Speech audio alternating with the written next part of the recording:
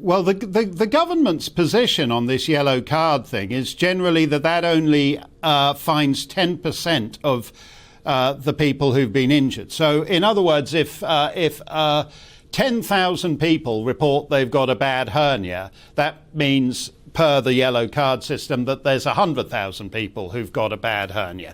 But they say here, oh, but no, that doesn't apply to vaccine injuries because there's been so much publicity around vaccine injuries that we wouldn't expect that normal number to apply. Now, there's a politicized aspect to this. They can tell us how many people died of COVID yesterday, but they choose not to find out how many people died from the vaccine. No, we say we've got the coroner reports, Mark, and the yellow card scheme, you quoted the 10% there.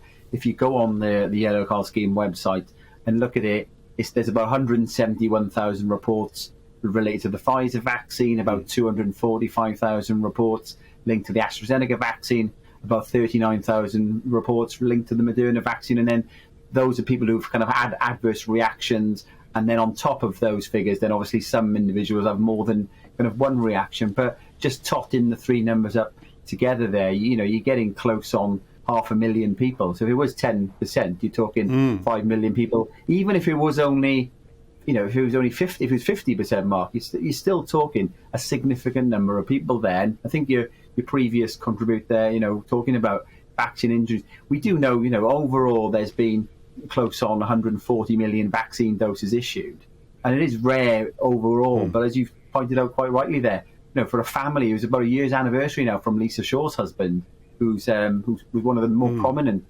cases, the former BBC presenter, who just passed the year's anniversary, and her husband was talking on a different media channel on the BBC over the weekend, saying that he's put a form in, and they've said that somebody needs to look into it. A coroner's already made a verdict that the vaccine has caused that death. So are they going to overwrite the coroner? Of course not. So they've been asking for medical records. One of the good things is the terms of reference for the COVID inquiry will include the vaccine injured. But to say that there's no statistics whatsoever to corroborate what Christopher Chope was saying is kind of dismissing all of the stuff in the yellow card scheme. It just seemed perverse in my mind there, Mark, because there's no official statistics, because the government have not made any attempt to collect any official statistics. They've got surveys trying to estimate how many people have got long COVID, but there's no surveys trying to estimate how many people have been injured by the vaccines.